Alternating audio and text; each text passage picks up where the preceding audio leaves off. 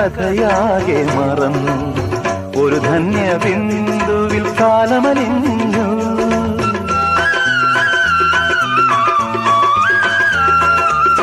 എരിവേനൽ ചൂടിന്റെ കഥയാകെ മറന്നു. ഒരു ധന്യ ബിന്ദുവിൽ കാലമലിഞ്ഞു. പുതുമണ്ണിൽ സ്വപ്നം പുൽക്കൊടികളായുണരും. അവ പിന്നെ പൂക്കളങ്ങളാകും.